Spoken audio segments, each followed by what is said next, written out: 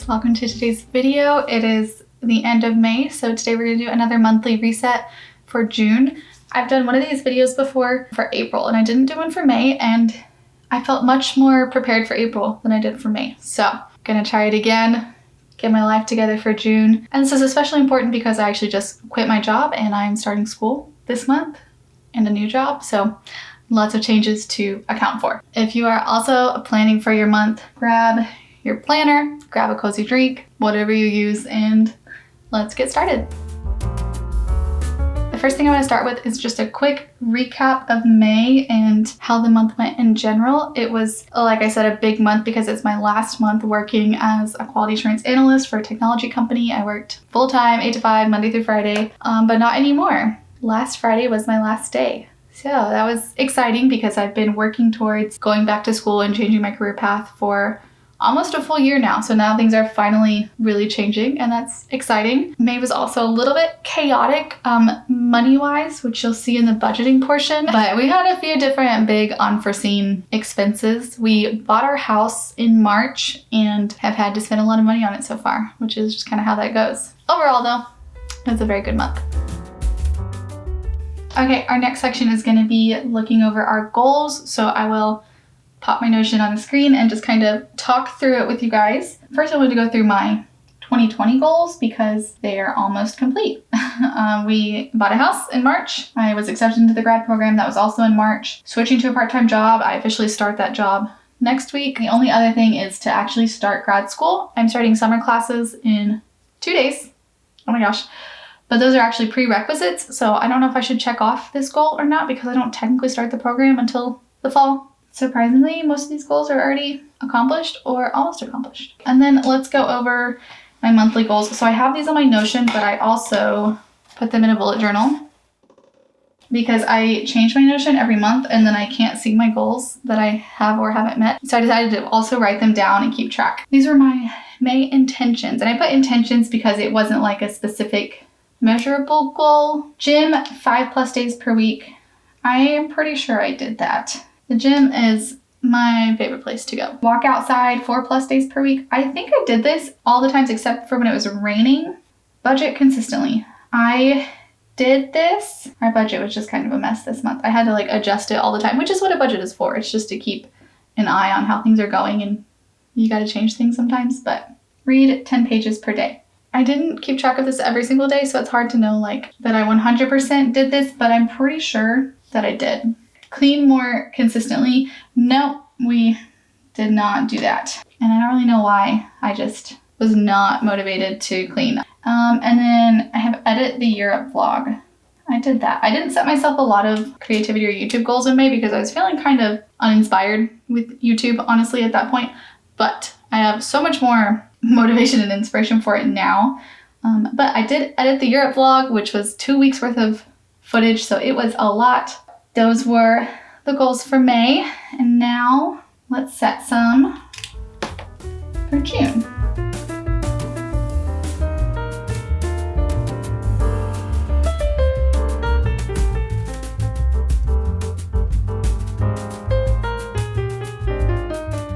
Okay, here are my June goals.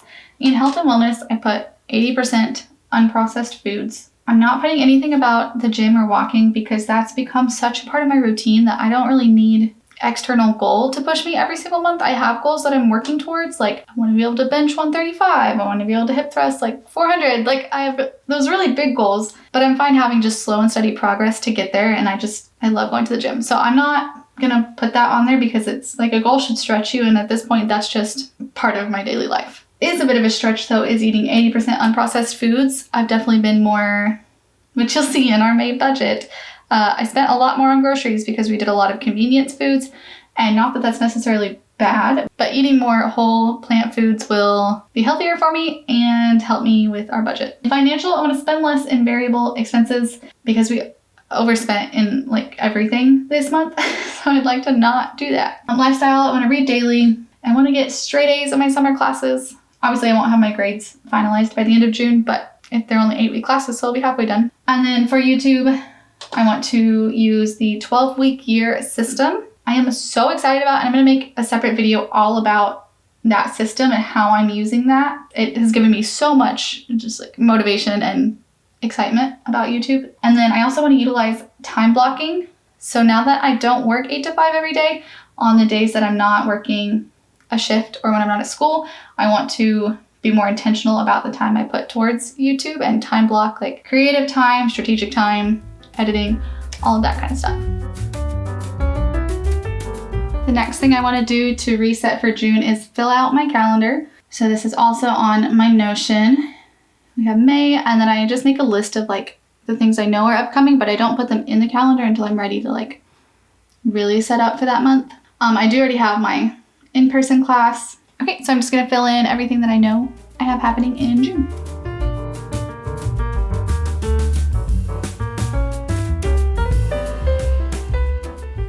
This is what I have so far for June. A lot less because I don't have any of my new work schedule yet, but once I get that, obviously I'll fill that in. And I don't have any dates for any of my school stuff because I don't have my syllabus. So for right now, it's just this. Okay, now we're gonna go to the budget. Okay, so first we're gonna review our May budget, which like I said was chaotic. So we had both mine and Jackson's income. That was pretty standard. I had my YouTube check, April rollover, and we got a deposit back from the rent house we used to live at, so that was nice. I spent a lot more in gifts. I usually only budget $50 for gifts, but it was a big month for gifts. We had to replace our entire air conditioning system, which was expensive. So we did finance it and we're gonna start paying on it next month. Our goal is to make really big payments and get it paid off really quickly. So in our housing, most of this was fine.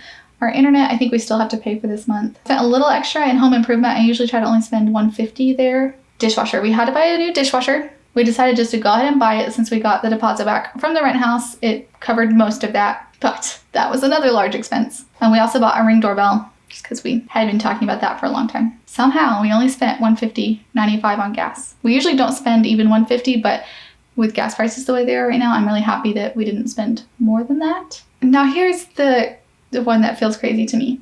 Somehow we spent $1,000 on groceries. We were 2 people. I was hoping I had somehow like double entered some of our like grocery trips, but I went through and they are all different trips. I have no idea how this happened. We usually spend about $700, so that's a $300 extra that we were not planning on spending. That's going to be one of my big goals, is to bring that back down. Everything here, these bills are totally the same. I think that second Spotify still has to come out, but all that's normal. We didn't go over on our actual spending, which is really good. Gym is normal, life insurance, and then I have this other insurance that keeps coming out and I don't know what it is. I need to figure it out. And yeah, that is everything in May. So let's create June. Okay, so first thing I'm gonna do is delete some of these.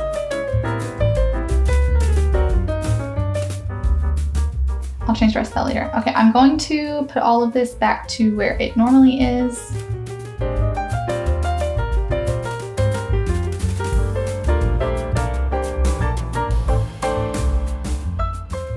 Okay, the rest of that is all the same. So now I need to figure out our income because it is going to be different. So I will get one last check from my corporate job. I'm going to get the last week that I worked and then the PTO that I didn't use up, which wasn't a full 40 hours. I think it's going to be closer to this. Okay, so this is kind of hard because I don't know how much money I'm going to be making. Okay, I know what my hourly is going to be. I really don't know. I'm going to just guess really low. I don't know how much I'm going to make, so I'm just going to put that for now. Okay, this is when it gets real. This is the cost of quitting my job. We're a little over budget, so we're going to change some things.